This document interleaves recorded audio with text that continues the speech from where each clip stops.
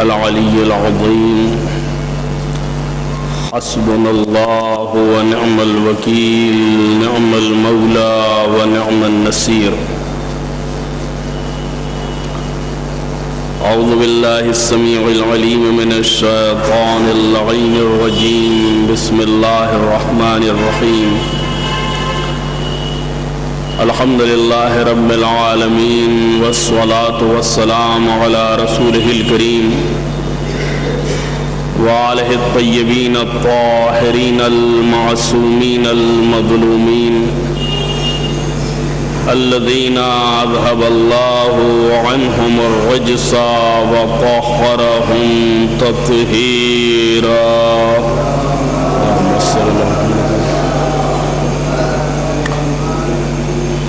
أما بعد فقد قال الإمام علي بن الحسين زين العابدين عليه السلام في دعائه: ثم قد فارقنا عند تمام وقته وانقطاع مدته ووفاء عدده، فنحن مودعوه وداع من عز فراقه علينا وغمنا وأوحشنا انصرافه عنا، ولزمنا له الذمام المحفوظ والحرمة المرعية والحق المقضي، فنحن القائلون: السلام عليك يا شهر الله الأكبر ويا عيد أوليائه. دعائے وداع ماہ مبارک کے سلسلے میں ہمارے چوتھے امام اس مناجات میں فرماتے ہیں کہ پھر جب اس کا زمانہ ختم ہو گیا، یعنی ماہ مبارک رمضان کے وداع کی اور اس کی رخصتی کی بات ہو رہی ہے، کہ پھر جب اس کا زمانہ ختم ہو گیا، مدت بیت گئی اور گنتی تمام ہو گئی، تو وہ ہم سے جدا ہو گیا.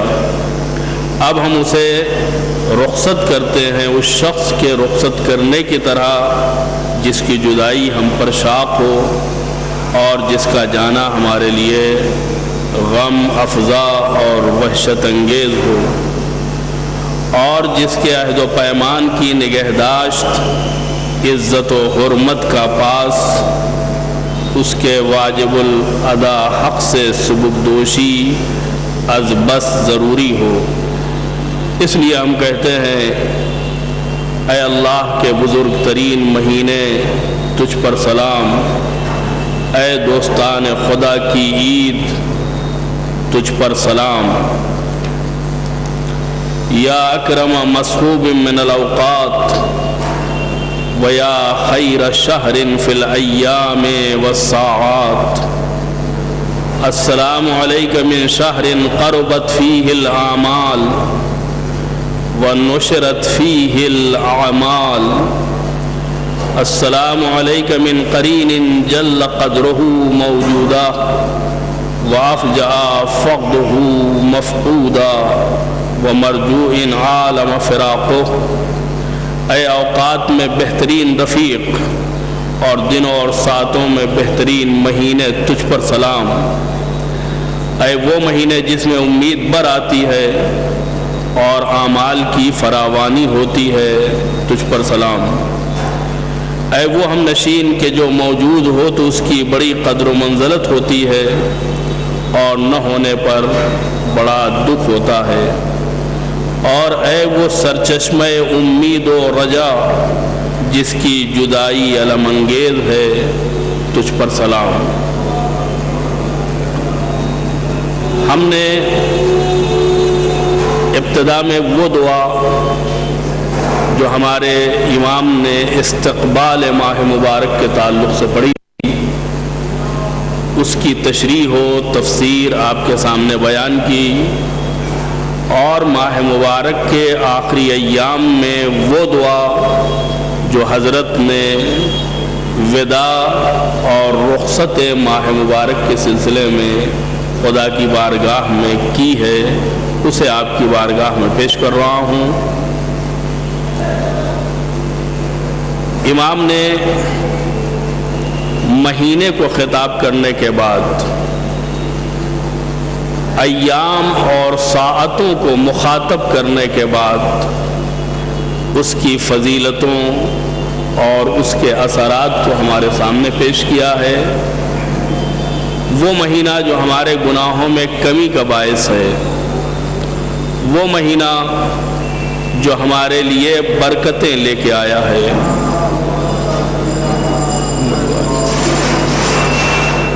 وہ مہینہ جس میں ہمارے کبیرہ اور صغیرہ اعمال خدا کی بارگاہ میں بخشے گئے ہیں، ہم اس مہینے کو کیسے رخصت کریں؟ آپ دیکھیں کہ جس کا انتظار ہوتا ہے اس کے آنے کی ایک خوشی ہوتی ہے، اور جس کا انتظار ہوتا ہے اس کے جانے کا غم ہوتا ہے۔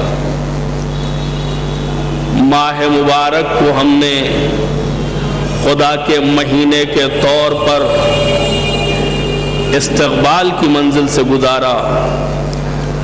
وہ ساعتیں اور وہ راتیں اور وہ ایام اور وہ لمحے اور لحظات ہمیں نصیب ہوئے کہ جو انتہائی سعادت مندی کا باعث تھے اور انتہائی برکتوں والے تھے۔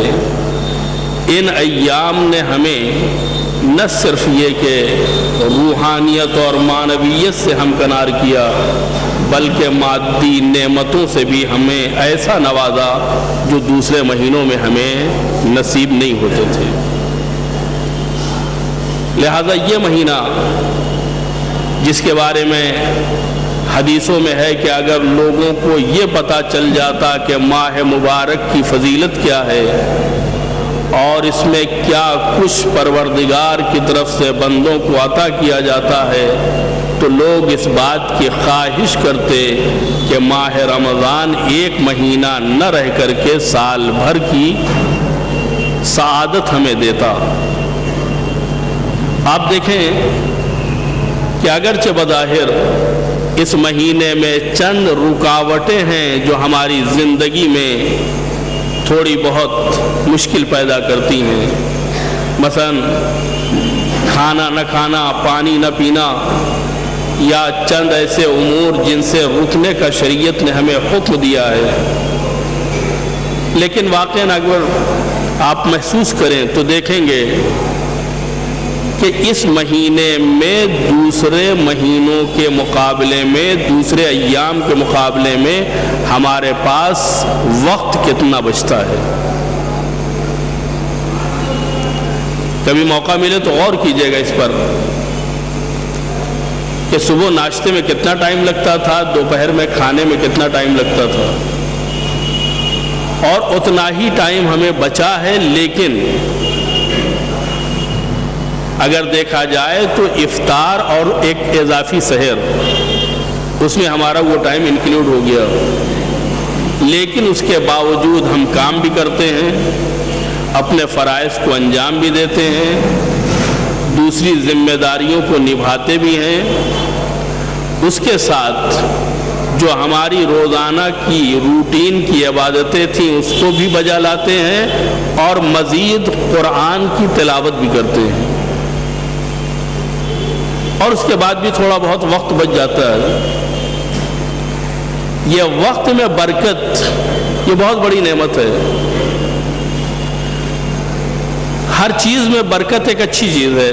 مثلا جتنی بھی نعمتیں خداوند عالم نے ہمیں دی ہیں وہ ہمارے لیے بہت ہی اہم ہیں، چاہے وہ آکسیجن ہو، چاہے وہ پانی ہو، چاہے وہ کھانا ہو، چاہے وہ ہماری دوسری ضروریات ہوں، جتنی بھی نعمتیں ہیں وہ سب ہمارے لیے ضروری اور بہت ضروری ہیں۔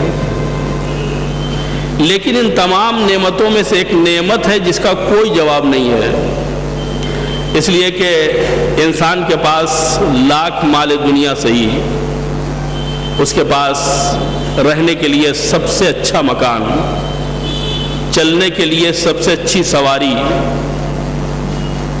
اپنے مستقبل کو محفوظ رکھنے کے لیے اور مستقبل کو محفوظ بنانے کے لیے اچھی خاصی دولت، لیکن اگر اس کے پاس ان تمام چیزوں سے استفادہ کرنے کے لیے وقت نہ ہو، دولت ہے لیکن خرچ کرنے کے لیے عمر نہیں ہے، مکان ہے رہنے کے لیے زندگی نہیں ہے، دوسری نعمتیں ہیں لیکن ان سے استفادہ کرنے کے لیے ٹائم نہیں ہے، تو یہ ساری نعمتیں ہمارے لیے مٹی ہے، اس لیے کہ جب ہمارے کام کی نہیں تو پھر کس کام کی؟ جب ہم اس سے استفادہ نہیں کر سکتے، جب ہم اس سے فائدہ نہیں اٹھا سکتے، تو پھر اسے ہم نعمت نہیں کہیں گے، اس سے ہم لو نہیں لگائیں گے۔ کیوں؟ اس لیے کہ یہ ہمارے کام کی نہیں ہے، اس کا ہماری زندگی سے کوئی تعلق نہیں ہے، اس لیے کہ زندگی کم ہے، نعمتیں زیادہ ہیں، جب ہم انہیں استعمال ہی نہیں کر سکتے تو اس کا فائدہ کیا ہے؟ تو انہی تمام نعمتوں میں سے ایک نعمت ہے طول عمر۔ طول عمر کا مطلب کیا ہے؟ کہ انسان کو جہاں ساری نعمتیں مل رہی ہیں وہیں خدا اسے عمر کی نعمت بھی دے، یعنی اسے طولانی حیات عنایت کرے، تاکہ اس نعمت سے فائدہ اٹھا سکے جو خدا نے اسے پہلے عنایت کی ہے۔ اب دونوں نعمتیں اسے حاصل ہو گئیں، وہ نعمتیں جس سے استفادہ کرنا ہے وہ بھی حاصل، اور وہ نعمت کہ جو انسان کی عمر میں اضافہ کرتی ہے وہ بھی، لیکن ابھی بھی یہ نعمت مکمل نہیں ہے، اس لیے کہ عمر کا طولانی ہونا یہ بھی نعمت نہیں ہے۔ بعض اوقات انسان کی عمر بہت زیادہ ہوتی ہے، بستر پہ پڑا ہوا ہے، موت نہیں آ رہی ہے، یہ نعمت نہیں ہے، عذاب ہے۔ بعض اوقات بستر پہ لیٹنے والا اپنے لیے دعا کرے یا نہ کرے، لیکن تیماردار جو ہے وہ عاجز آ جاتا ہے، پروردگار ان کی مصیبت کو آسان کرے، جبکہ ان کی مصیبت سے زیادہ جو ہے خود تیمارداروں کی مصیبت ہے۔ یعنی وہ یہ نہیں کہہ رہے ہیں کہ اس آدمی کی مصیبت دور فرما، بلکہ غیر مستقیم انڈائریکٹ وہ یہ کہنا چاہتے ہیں کہ ہماری مصیبت کو کم کر۔ تو اگر طولانی عمر ملے لیکن صحت و عافیت نہ ہو، انسان کے بدن میں قوت نہ ہو، اپنے کاموں کو انجام دینے کی صلاحیت نہ ہو، تو یہی طول عمر انسان کے لیے عذاب بن جاتا ہے، یہی عمر کی زیادتی انسان کے لیے مصیبت بن جاتی۔ کب تک جھیلیں، کتنی خدمت کریں، کتنا پیسہ، کتنی دوائیں، کتنی ٹونک، کتنے انجیکشن، کتنی تیمارداری۔ تو پتہ یہ چلا کہ طول عمر بھی مطلقاً نعمت نہیں ہے کہ ہم یہ کہہ دیں کہ فلاں صاحب جو ہیں ان کو خداوند عالم نے طول عمر اور طول حیات عنایت کی ہے اور یہ بہت بڑی نعمت ہے۔ نہیں، طول عمر ہو لیکن صحت و عافیت کے ساتھ، طول عمر ہو لیکن بیماریوں سے بچ کر کے، طول عمر ہو لیکن اعضاء و جوارح کے کام کرنے کے ساتھ۔ لہذا معصومین علیہ السلام کے ہاں جو دعائیں ملتی ہیں اور جو ان کی تعلیمات ہیں اور اسلامی تعلیمات کا جو ہمارے ہاں تذکرہ ملتا ہے، اس میں طول عمر بشرط صحت و عافیت ہے۔ یعنی خدا کی بارگاہ میں دعا سکھائی جاتی ہے کہ پروردگار تو ہماری عمر میں اضافہ کر، لیکن یہ اضافہ جو عمر میں ہو رہا ہے یہ اپاہجوں والی عمر نہیں چاہیے، یہ معذوروں والی عمر نہیں چاہیے، یہ بیماروں والی عمر نہیں چاہیے، بلکہ صحت و عافیت والی عمر چاہیے۔ اور جب خدا عمر دیتا ہے تو یہ عمر ایک ایسی نعمت ہے جس کے بارے میں خدا سوال کرے گا۔ میں آپ کی توجہ حاصل کرتے ہوئے پیغمبر کی حدیث کا مفہوم بیان کرنا چاہتا ہوں کہ حضرت فرماتے ہیں کہ لا تزول قدم عبد حتی یسأل عنہ یعنی کوئی شخص، کوئی بندہ اپنی جگہ سے روز قیامت اپنا قدم نہ اٹھا سکے گا مگر اس سے 4 باتوں کا سوال ہوگا۔ کون کون سی باتوں کا سوال؟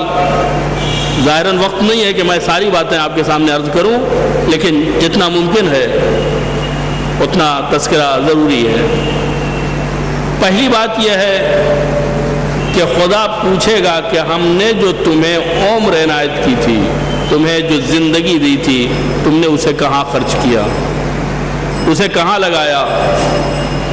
پروردگار، تو نے کھانا دیا، پانی دیا، سانس لینے کے لیے آکسیجن دیا اور نہ جانے کیا کچھ دیا، اس کے بارے میں سوال نہیں ہے، یہ خالی عمر کے بارے میں سوال ہے۔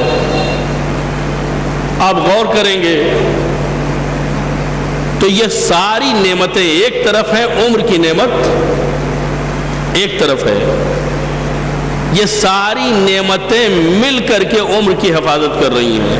یہ کھانا نہ ہو تو انسان زندہ نہ رہے، پانی نہ ہو تو انسان زندہ نہ رہے، آکسیجن نہ ہو تو انسان زندہ نہ رہے۔ تو خدا ایک چیز کے بارے میں سوال کر رہا ہے، ان عمرہ فیما افنا۔ خدا عمر کے بارے میں سوال کرے گا کہ تم نے کس چیز میں فنا کی، تم نے اپنی عمر کو کہاں لگایا، تم نے اپنے اوقات کو کہاں خرچ کیا۔ لہذا وہ افراد کہ جو اپنی زندگی کو بے مہار سمجھتے ہیں وہ خواب غفلت سے جاگ جائیں۔ ایسا نہیں ہے کہ زندگی ہماری ہے چاہے سو کے گزارے، چاہے کھیل کے گزارے، چاہے کسی کا مذاق اڑا کے گزارے اور چاہے کسی کا تمسخر اڑا کے گزارے۔ نہیں، خدا نے اگر عمر دی ہے تو عمر کے ساتھ ذمہ داری بھی دی ہے۔ ہمیں اس بات کا اختیار نہیں ہے کہ جیسے چاہیں گزاریں، جیسے چاہیں اسے ختم کریں، ایسا کچھ نہیں ہے۔ یہ خدا کی دی ہوئی امانت ہے جس کو بہت ہی سوچ سمجھ کے خرچ کرنا ہے۔ ایک ایک لمحہ جا رہا ہے اور اس کے عوض میں ہماری آخرت کو سنورنا چاہیے، بننا چاہیے۔ جس طریقے سے تجارت کا مال ہوتا ہے، مال جاتا ہے، مال کے مقابلے میں سامان آتا ہے، سامان جاتا ہے، سامان کے مقابلے میں پیسہ آتا ہے۔ اگر یہاں سے مال جائے اور اس کے مقابلے میں پیسہ نہ آئے، پیسہ جائے اس کے مقابلے میں سامان نہ آئے، تو یہ گھاٹے کا سودا ہے، یہ دیوالیہ پن ہے، یہ تجارت نہیں ہے بلکہ یہ گھاٹا ہے، یہ خسران ہے، یہ نقصان ہے۔ لہذا اگر ایک لمحہ ہماری زندگی سے جدا ہو رہا ہے، یعنی ایک لمحہ ہم اپنی قبر سے مزید نزدیک ہو رہے ہیں، تو اس کے مقابلے میں ہمیں بہرحال کچھ ملنا چاہیے، تب تو ہم گھاٹے سے بچ سکتے ہیں۔ اور شاید یہی وہ نقصان ہے جس کی طرف لوگوں کی توجہ نہیں ہے، اور قرآن قسم کھا کے کہتا ہے، بسم اللہ الرحمن الرحیم، والعصر ان الانسان لفی خسر۔ زمانے کی قسم، عصر کی قسم، عصر عاشور کی قسم، دہر کی قسم، تمام انسان گھاٹے میں ہے۔ الا الذین آمنوا وعملوا الصالحات، لیکن وہ افراد کہ جو ایمان لائے اور نیک اعمال انجام دیتے ہیں، وتواصوا بالحق وتواصوا بالصبر۔ صرف یہی نہیں کہ ایمان لائے ہیں اور نیک عمل انجام دیتے ہیں، یہ تو انسان کی خود کی ذمہ داری ہے۔ ایمان انسان سے متعلق ہے، عمل صالح انسان کی اپنی ذات سے متعلق ہے، یہ خود غرضی ہے۔ اگر ہم خود اچھے بنے اور اچھا عمل انجام دیں، وتواصوا بالحق وتواصوا بالصبر، صرف تم خود اچھے نہ بنو بلکہ جب اچھے بن جاؤ تو دوسروں کو بھی اچھا بننے کی وصیت اور نصیحت کرو، حق کی بھی وصیت کرو تاکہ وہ حق کو استعمال کر سکے، حق کے اوپر عمل کر سکے، اور صبر کی بھی وصیت کرو تاکہ وہ اپنے عمل کو صحیح طریقے سے انجام دے سکے۔ اس لیے کہ اگر انسان کار خیر بھی کرتا ہے تو اس میں صبر کی ضرورت ہے. جیب سے پیسہ دے دینا آسان کام نہیں ہے. دن بھر بھوکا رہنا آسان کام نہیں ہے. صبح کے لیے نماز کے لیے اٹھ جانا، بستر چھوڑ دینا، یہ آسان کام نہیں ہے. وَتَوَاصَوْا بِالْحَقِّ وَتَوَاصَوْا بِالصَّبْرِ، یعنی جب تم اچھے بن جاؤ تو سماج کو اچھا بناؤ، معاشرے کو اچھا بناؤ، سوسائٹی کو اچھا بناؤ، تب جا کر کے تم گھاٹے سے بچو گے، نقصان سے بچو گے، خسران سے بچو گے اور تمہاری بخشش ہو پائے گی. عزیزان گرامی، تو پہلی وہ چیز ہے کہ جس کا سوال روز قیامت پروردگار عالم اپنے بندوں سے فرمائے گا وہ ہے عمر. ہم نے تمہیں 60 سال 70 سال 80 سال 100 سال کی عمر دی تھی، کیا کیا تم نے؟ اسی میں وہ بھی شامل ہے کہ ہم نے غذا دی تھی، کیا کیا؟ ہم نے پانی دیا تھا، کیا کیا؟ عمر ہی میں وہ سب کاؤنٹ ہوتا ہے. جب عمر کا سوال ہو گیا تو اس میں ساری چیزیں جو انسان کی زندگی سے متعلق ہے سب آ جاتی ہیں اس میں. لہذا انسان سے سوال ہو رہا ہے کہ ہم نے جو عمر دی تھی، ہم نے جو حیات کی نعمت دی تھی، تم نے اسے کہاں لگائی؟ اور عمر سے زیادہ عمر کا ایک جوہر ہے جس کو کہتے ہیں جوانی. وَعَنْ شَبَابِهِ فِي مَا أَبْلَاهُ، عمر کے بارے میں سوال ہوگا اور اس کی جوانی کے بارے میں سوال ہوگا کہ اپنی جوانی کو کہاں خرچ کیا. پروردگار، یہ جوانی عمر کا ہی ایک حصہ ہے. جب عمر کا سوال کر لیا تو اسی میں جوانی بھی آ گئی. یہ الگ سے جوانی کا مطلب کیا ہے؟ الگ سے جوانی کے بارے میں سوال کا مطلب کیا ہے؟ کہا تمہیں نہیں معلوم، جوانی وہ جوہر ہے جو عمر میں 4 چاند لگاتی ہے. یہ جوانی انسان کی عمر کا وہ سنہرا موقع ہے کہ جو زندگی میں صرف ایک مرتبہ آتا ہے، اور یہ بھی طے ہے کہ جب تک انسان جوان رہتا ہے اسے اس کی قدر و قیمت نہیں معلوم ہوتی ہے.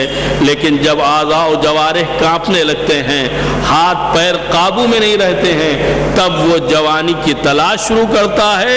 چاہے کسی قیمت پر وہ جوانی ملے، دوائیں کھا کر کے، ٹانک پی کر کے، انجیکشن استعمال کر کے، اور اگر کسی صورت سے جوانی نہیں ملتی تو کم سے کم اپنے چہرے کو، اپنے بالوں کو رنگ کر کے وہ اپنی جوانی کو دکھانا چاہتا ہے اور جوانی کے ایام سے نکلنا نہیں چاہتا ہے.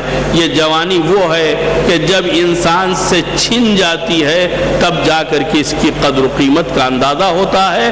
خدا چاہتا ہے کہ تم جوانی کے گنوانے سے پہلے جوانی کے قدر و قیمت کو پہچانو، اس لیے کہ یہ وہ جوہر ہے جس کی کوئی قیمت نہیں ہے. اس لیے کہ سماج اگر تعمیر ہوتا ہے تو جوانوں کے ذریعے سے، ملک و ملت ترقی کرتی ہے تو جوانوں کے ذریعے سے، کوئی ایجاد ہوتی ہے، تخلیق ہوتی ہے، ابتکار ہوتا ہے تو جوانوں کے ذریعے سے ہوتا ہے. عبادت ہوتی ہے تو جوانی میں ہوتی ہے، ورنہ جب گھٹنے ساتھ نہ دے رہے ہوں، اٹھنا بیٹھنا انسان کے لیے مشکل کام ہو، تو پھر ایسے میں عبادت کا مرثیہ اور نوحہ تو ہو سکتا ہے، عبادت نہیں ہو سکتی ہے. اسی لیے اسلامی تعلیمات میں عبادت کا مطلب ہے جوانی میں عبادت، روزے کا مطلب ہے گرمی کے روزے. انما افضل الاعمال احمدها، یعنی بہترین اور افضل ترین عمل جو ہے وہ عمل ہے جو مشقت کے ساتھ انسان انجام دے. بڑھاپے میں رات بھر نیند نہیں آ رہی ہے تو نماز شب، اگر نماز شب پڑھ لیا تو کوئی بہت بڑی بات نہیں ہے، یہ تو وقت گزاری کا ایک ذریعہ ہے. نماز شب کی اہمیت اس وقت ہے جب انسان اپنی جوانی میں اٹھ کر کے خدا کی بارگاہ میں یازدہ گانا کو ادا کرے اور اس سے مناجات کرے۔ روزہ ہر موسم میں آتا ہے، سردیوں میں بھی آتا ہے، بارش میں بھی آتا ہے، گرمیوں میں بھی آتا ہے، اور مختلف موسموں میں اپنے آپ کو محرمات سے روکنے کے اثرات ہوتے ہیں۔ خداوند عالم ان تمام اثرات کو ہمارے بدن پر مترتب کرنا چاہتا ہے۔ اگر انگریزی مہینوں کے اعتبار سے ماہ مبارک صرف جنوری اور دسمبر میں رکھ دیا جاتا تو ہمیں سردی کا فائدہ حاصل ہو جاتا، روزے گزر جاتے، سردیوں میں بھوک اور پیاس کا احساس تک نہ ہوتا، لیکن روزے کا وہ فائدہ حاصل نہ ہوتا جو ہمارے اندر حرام یا نجس سے بنی ہوئی چربی کو گھلانے کے لیے ضروری ہے۔ اس لیے کہ اس مہینے میں ہم صرف اپنے نفس کو پاک نہیں کر رہے ہیں بلکہ اپنے جسم کو بھی پاک کر رہے ہیں۔ جسم میں نہ جانے کتنی کثافتیں ہیں، جسم میں نہ جانے کتنی نجاستیں ہیں جن کو دور ہونا ہے، اور خوش نصیب ہیں وہ افراد کہ جو اس مہینے سے باہر آتے ہیں اپنے گناہوں کو بخشواتے ہوئے، اپنے بدن کی کثافتوں کو دور کرتے ہوئے، اپنے نفس کی رذالتوں کو اپنے سے دور کرتے ہوئے۔ خدایا تجھ سے تیری بارگاہ میں تیرے مقرب ترین بندوں کا واسطہ اور تیرے مقرب ترین بندوں کا واسطہ ہے کہ تو ہمارے کبیرہ اور صغیرہ گناہوں کو معاف فرما دے، ہماری بدن اور ہماری روح کو پاک و پاکیزہ بنا دے، اس قابل بنا دے کہ تیری بارگاہ میں حاضر ہو کر کے ہم اپنی جزا کا مطالبہ کر سکیں۔ پروردگارہ ماہ مبارک تمام ہونے والا ہے، یہ ایام ہم سے جدا ہونے والے ہیں، ہم ماہ مبارک کو رخصت کر رہے ہیں۔ مالک تجھے واسطہ ہے امام زمانہ کا، ان ایام کی سعادتوں کو ہمارے نصیب میں شامل فرما۔ پروردگارہ ہم نے جو تلاوت کلام پاک کی ہے، ہم نے جو ٹوٹی پھوٹی عبادتیں کی ہیں، ہم نے جو ناقص عبادتوں کے ذریعے سے اپنے اوقات کو گزارا ہے، مالک ہماری نگاہ میں وہ ناقص ہیں تو تیری نگاہ میں کتنی ناقص ہوں گی، لیکن اپنی رحمتوں اور اپنی عنایتوں سے ان ناقص عبادات کو قبول فرما۔ پروردگارہ ہمیں ایسا بنا دے کہ ہمارا امام ہم سے راضی ہو جائے۔ پروردگارہ ہمیں اس وقت تک موت نہ دینا جب تک کہ تیری ذات اور ہمارے زمانے کا امام ہم سے راضی و خوشنود نہ ہو جائے۔ امام زمانہ کے ظہور میں تعجیل فرما اور ہم سب کو ان کے آوان و انصار میں شمار ہونے کی توفیق عنایت فرما۔ وصلی اللہ علی محمد وآلہ الطیبین الطاہرین المعصومین۔ آپ حضرات ایک سورہ فاتحہ جملہ مومنین و مومنات کو ایصال فرما دیں۔